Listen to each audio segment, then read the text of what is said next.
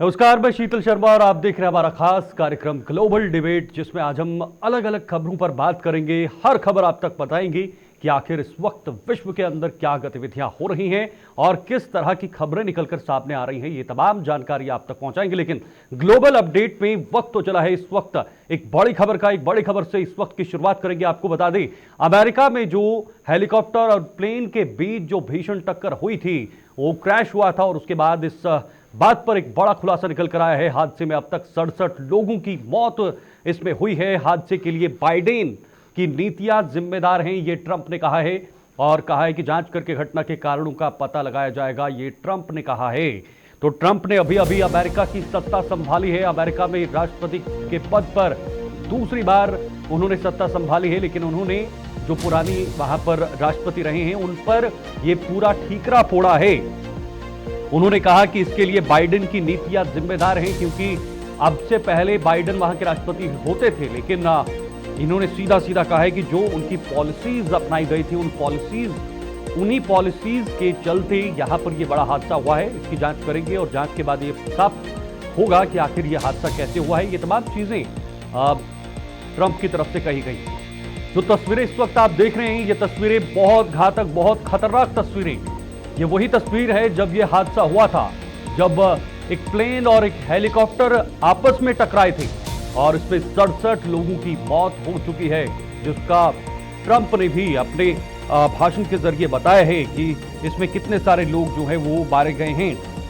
Trump ने यह भी कहा कि जांच करके घटना के कारणों का पूरा पता लगाया जाएगा कि आखिर ये घटना कैसे हुई है।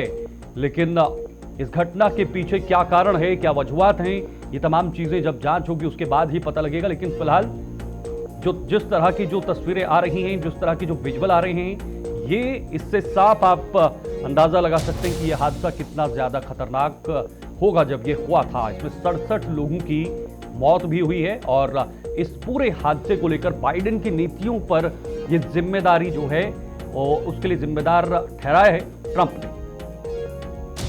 आपको बता दें, अमेरिका में प्लेन हेलीकॉप्टर क्रैश पर यह बड़ा खुलासा है। हादसे में अब तक 67 लोगों की मौत हुई है और हादसे के लिए बाइडेन की नीतियां जिम्मेदार हैं, ये ट्रंप ने कहा है। डोनाल्ड ट्रंप ने यह कहा है और जांच करके घटना के कारणों का पता लगाया जाएगा, क्योंकि अभी अभी डोनाल्ड ट्रंप ने ये सत्ता संभाली है। देखिए, अमेरिका में विमान हादसा, वॉशिंगटन डीसी में यह हादसा हुआ था। ये महत्वपूर्ण जानकारी आपको बताएंगे कि आखिर यह हादसा कहां हुआ और इस हादसे के बाद अभी तक क्या कुछ हुआ है। रोनाल्ड रीगन एयरफोर्स पर यह हादसा हुआ था और दोनों के टुकड़े जो है वो नदी में गिरे हुए थे और उसके बाद कुछ लोगों को वहां से रेस्क्यू किया गया है। विमान हेलीकॉप्टर के बीच ये जोरदार टक्कर हुई थी। एक तरफ से विमान और एक तरफ से हेलीकॉप्टर था। क्रैश के बाद दोनों पोटोमैक नदी में गिरे थे, दोनों का मलबा नदी में था। 4 क्रू मेंबर समेत 64 लोग इसमें सवार थे। इसमें 4 क्रू मेंबर्स थे और अन्य 64 लोग सवार थे। गोताखोरों को नदी में उतारा गया है और वो लगातार उनको ढूंढ रहे हैं। कुछ शव जो है वो नदी से बाहर निकाले गए हैं, लेकिन अभी भी कुछ ऐसे लोग हैं जो वहां पर उनके शव मौजूद हैं, क्योंकि जितने भी लोग इसमें सवार थे उन सब की मौत हो चुकी है। इसकी पुष्टि भी हो चुकी है। हमारे साथ ग्रुप कैप्टन यूके देवराज जी इस वक्त हमारे खास मेहमान जुड़े हुए। मैं सीधे उनके पास जाऊंगा और आज चर्चा भी शुरू करूंगा। देवराज जी, बहुत बहुत सर स्वागत आपका हमारे साथ ज्वाइन होने के लिए इस खास विषय पर।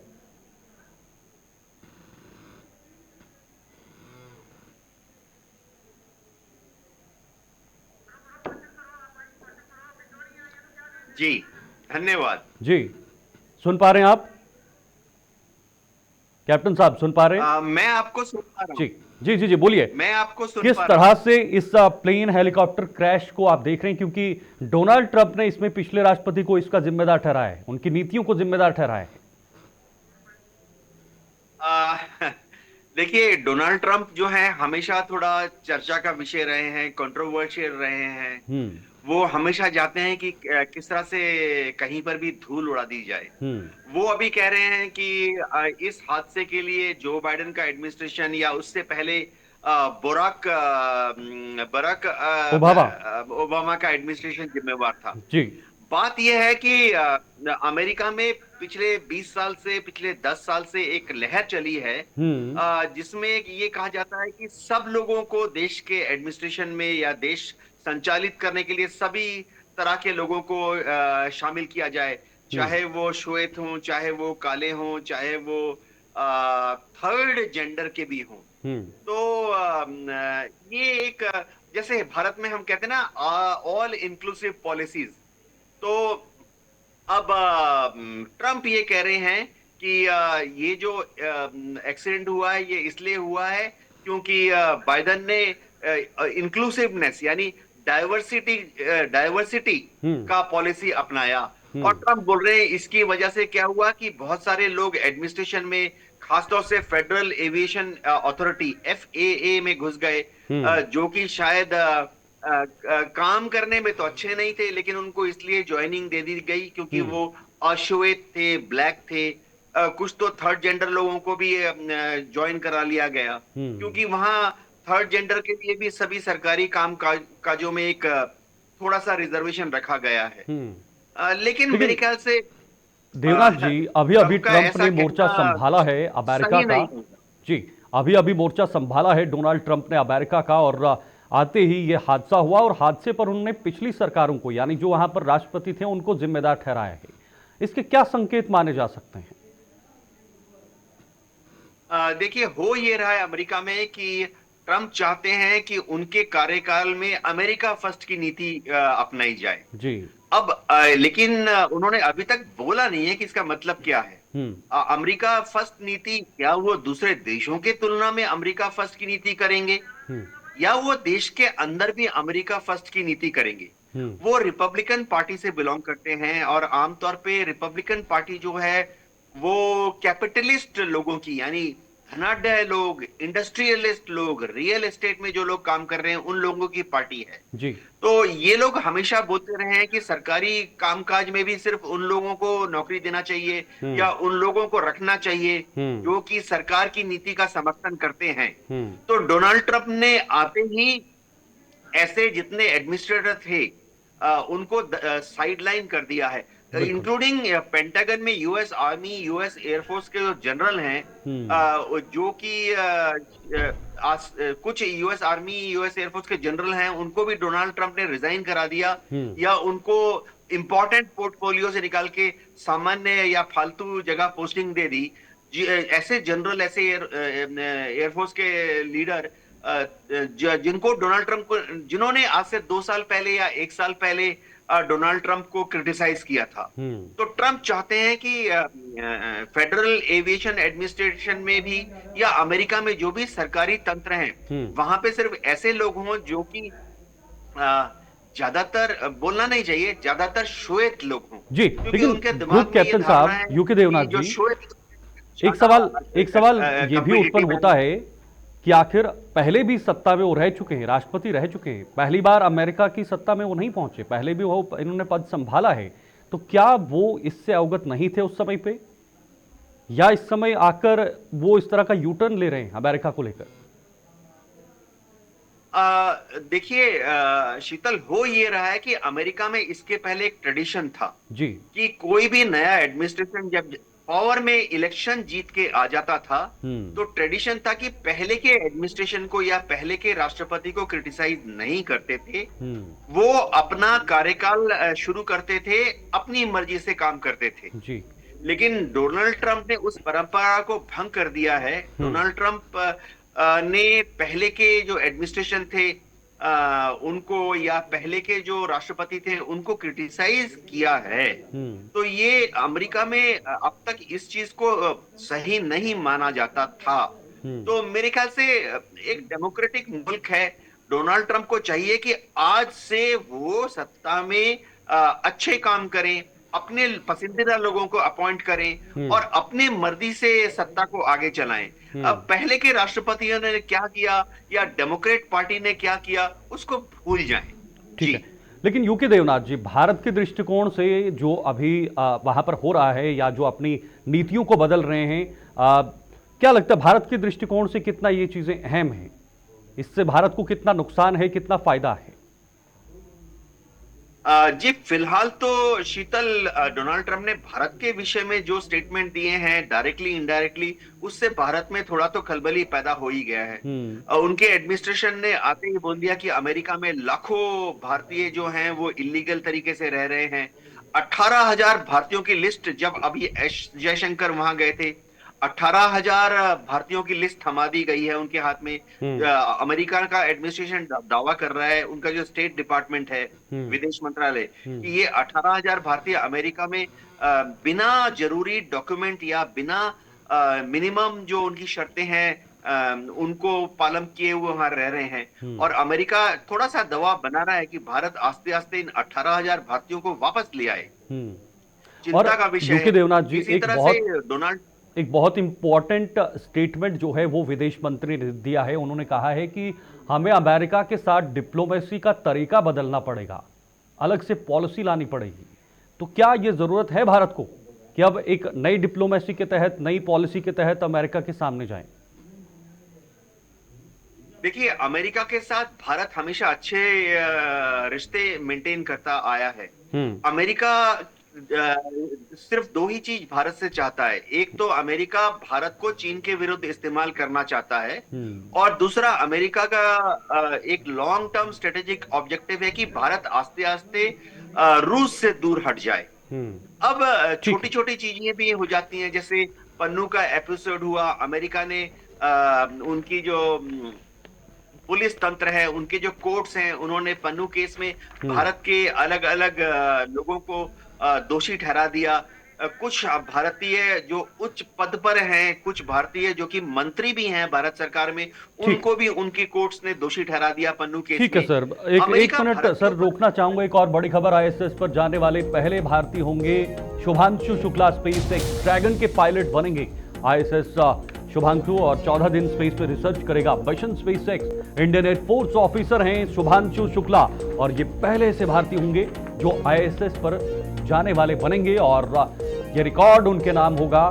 ये नाम जो है ये इतिहास में दर्ज होगा, क्योंकि शुभांशु शुक्ला ने इस बारे में कहा है कि माइक्रो ग्रेविटी में जाने के लिए वास्तव में बहुत ज्यादा उत्साहित हूं, क्योंकि ये बहुत बड़ी उपलब्धि है खासतौर पर भारत के लिए, क्योंकि वो भारत से बिलोंग करते हैं। उन्होंने ये भी कहा है कि इंटरनेशनल स्पेस सेंटर यानी आईएसएस पर कुछ योग करने की कोशिश करेंगे, कुछ नया करने की कोशिश करेंगे। वैसे भी भारत अब अंतरिक्ष में कुछ नया कर रहा है, और हर बार कोई ना कोई बड़ी उपलब्धि निकलकर सामने आ रही है। तो शुभांशु शुक्ला ऐसे पहले भारतीय बनेंगे जो आईएसएस पर जाएंगे। देखिए, ग्राफिक्स के जरिए आपको बताएंगे, अंतरिक्ष में जाएंगे शुभांशु शुक्ला। एएफ के पायलट हैं शुभांशु शुक्ला, यानी इंडियन एयरफोर्स के पायलट हैं। प्राइवेट मिशन के तहत वो स्पेस जाएंगे, एक प्राइवेट मिशन है उसी के तहत वो स्पेस जाएंगे, और स्पेस सेंटर पर उन्होंने कहा है कि कुछ अलग करने की कोशिश करेंगे। प्राइवेट मिशन के तहत वो स्पेस जाएंगे, और बहुत सारी उन्होंने बातें कही हैं, उत्सुकता जताई है, उत्साहित नजर आ रहे हैं। स्पेस एक्स ड्रैगन के वो पायलट बनेंगे, और भारत के विभिन्न क्षेत्रों और देश का प्रतिनिधित्व करने वाले वस्तुएं आईएसएस पर जाएंगी। कैनेडी स्पेस सेंटर से स्पेसक्राफ्ट रवाना होगा।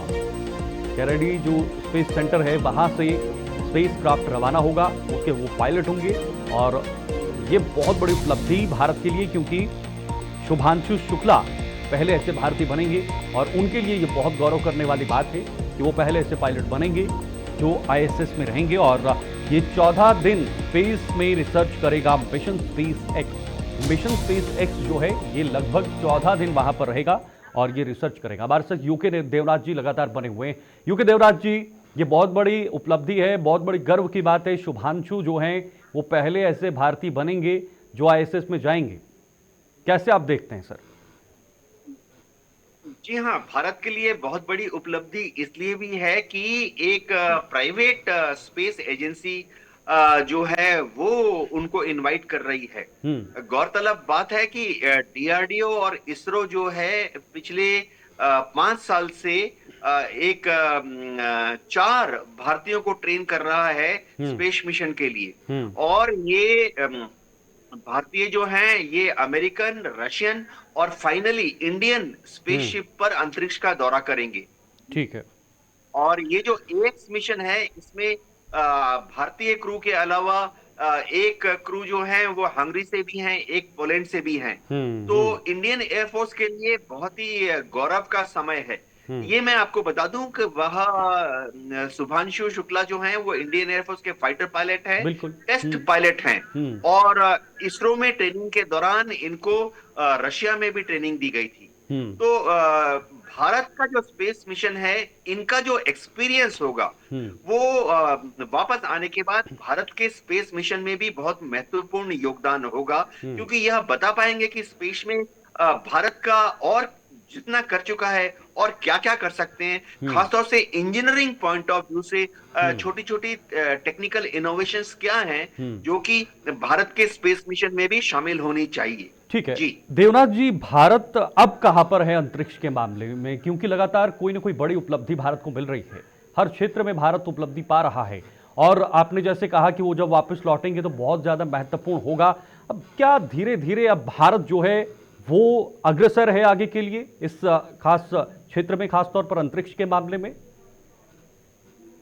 हाँ शीतल, अब तक दुनिया में जो देश अग्रणी थे उनमें रूस है, अमेरिका हम्म। है, हम्म। जापान है, चीन हम्म। है। भारत में हमारा इसरो भी बहुत शानदार कदम लेके प्रगति के पथ पर जा रहा है। हम्म। ये चीज समझनी पड़ेगी कि भारत इन किसी भी देश के साथ कंपटीशन नहीं कर रहा। ठीक है। हमारा जो स्पेस मिशन है, चंद्रयान है, गगनयान है, अभी मंगल ग्रह को भी हम भेजने वाले हैं। हम्म। इन सब का लक्ष्य है कि भारत अपना इन हाउस डोमेस्टिक टेक्नोलॉजी को विकसित करे। अभी कुछ दिन पहले ही भारत ने बहुत सक्सेसफुली डॉकिंग मिशन जो होते हैं, यानी दो अलग अलग स्पेस में जो डॉकिंग, दो अलग अलग कैप्सूल हैं वो आपस में कैसे जुड़ेंगे, बिल्कुल बिल्कुल। इसका सक्सेसफुल ट्रायल किया। तो बहुत ही कठिन टेक्नोलॉजी है। देखिए, स्पेस में दो अलग अलग जो स्पेस क्राफ्ट हैं वो ठीक है। ठीक है। करीबन 28,000 किलोमीटर प्रति घंटा। ओके देवनाथ जी, लौटता हूं आपके पास एक और बड़ी खबर। डोनाल्ड ट्रंप पर विदेश मंत्री एस जयशंकर का बड़ा बयान। ट्रंप से तालमेल बैठाने को लेकर बड़ा बयान दिया है विदेश मंत्री एस जयशंकर का।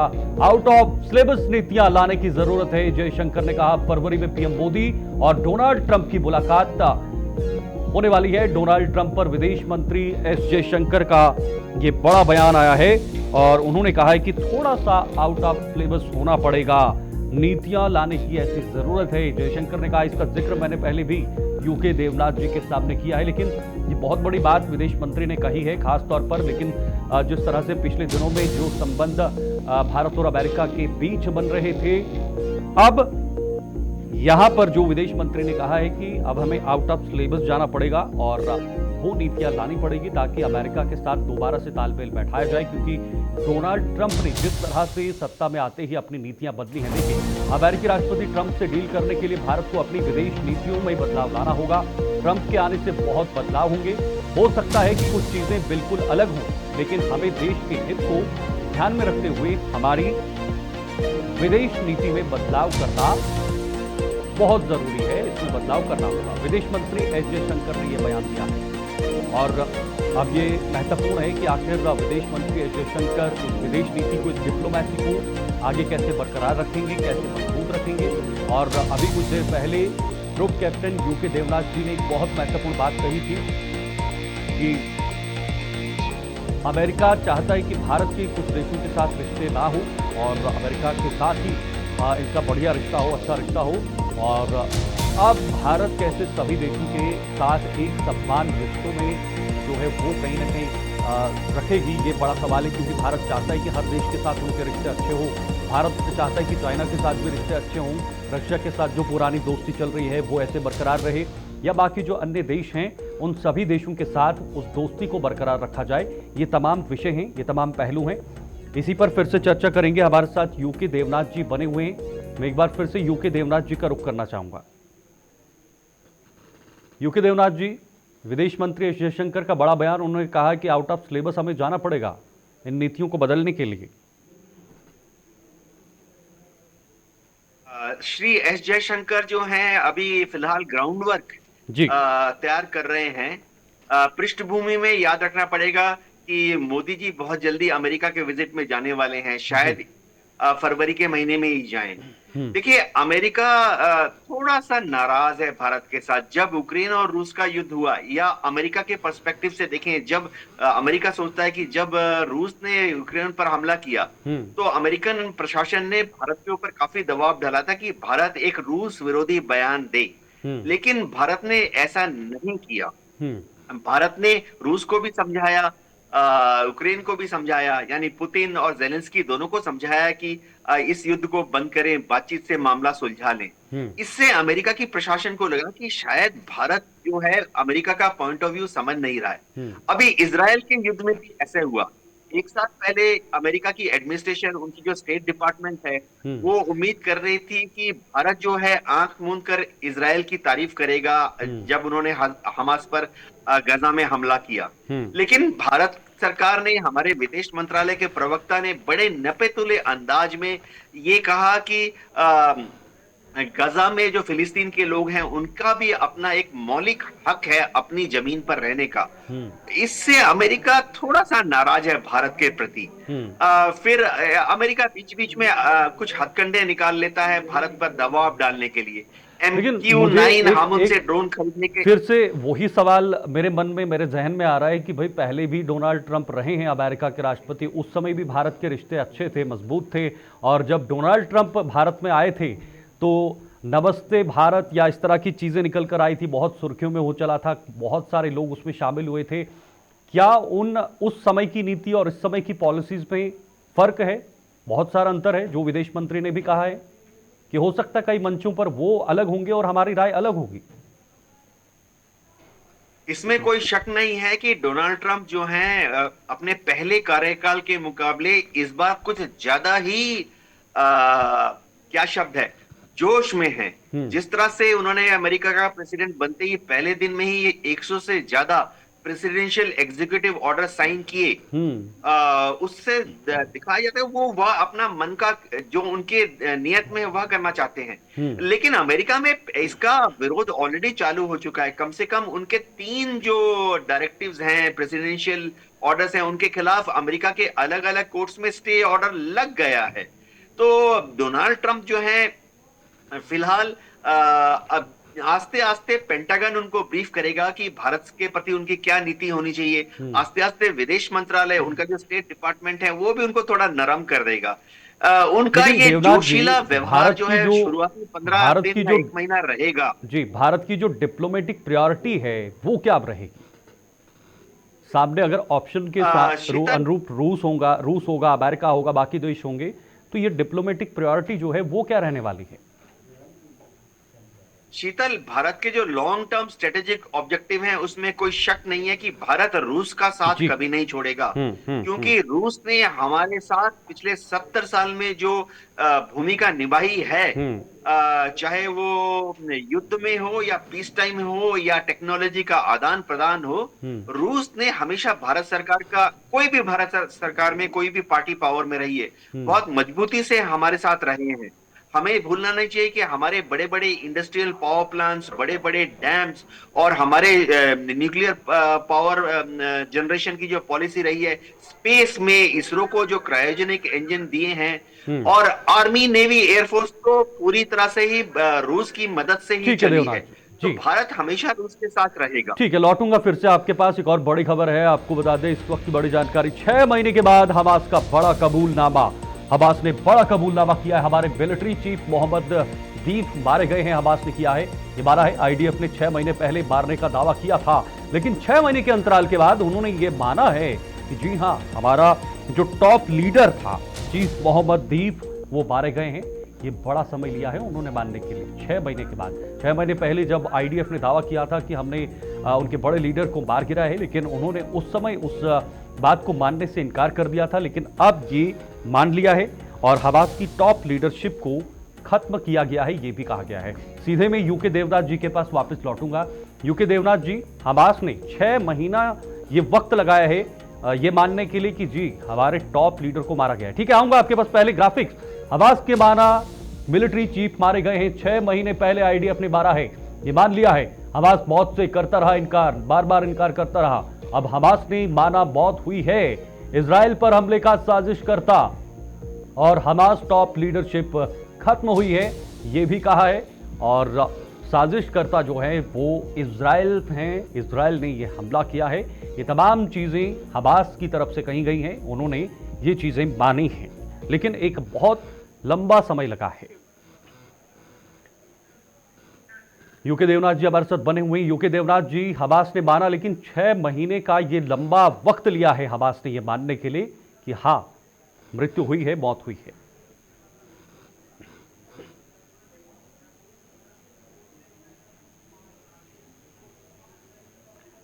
देवनाथ जी, आपकी आवाज नहीं आ रही है सर, अनम्यूट कर दीजिएगा हाँ जी। शीतल, किसी भी युद्ध में हमेशा ये दिखाया जाता है कि कोशिश की जाती है कि अपने जो साइड की क्षति है उसको कम करके दिखाया जाए।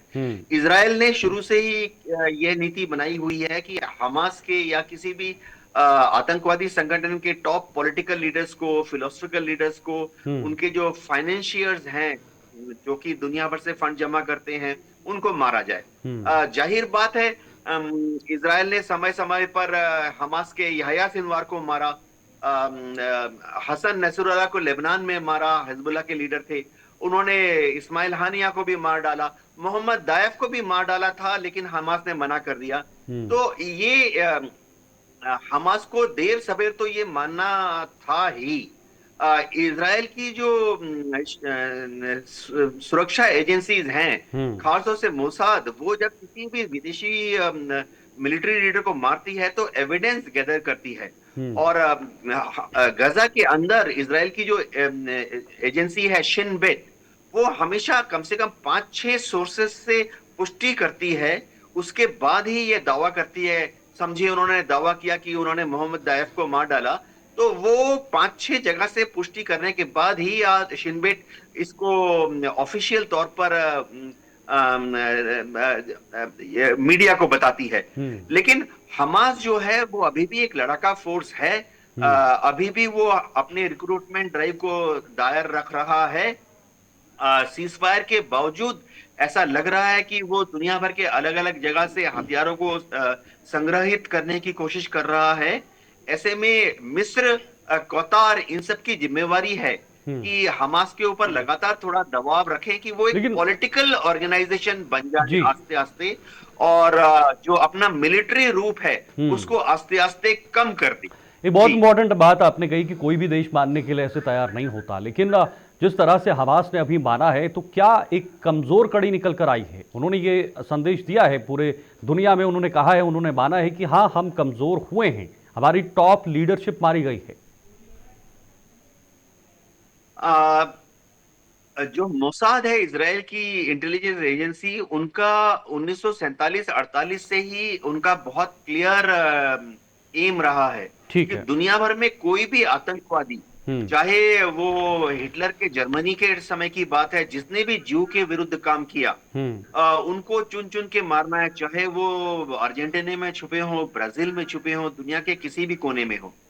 अब जब हमास के या हिजबुल्लाह के लीडर्स को चुन चुन के मारते हैं मोसाद के एजेंट, तो इजराइल इसमें बहुत क्लियर है। हमास को, हुती को समझना पड़ेगा कि यह युद्ध बातचीत के द्वारा ही उनको सॉल्व करना पड़ेगा। हथियारों से इजराइल के विरुद्ध वो जीत नहीं सकते। ठीक है सर, बहुत बहुत शुक्रिया सर यूके देवनाथ जी, आपका हमारे साथ जुड़ने के लिए और ये समय देने के लिए बहुत बहुत शुक्रिया आपका।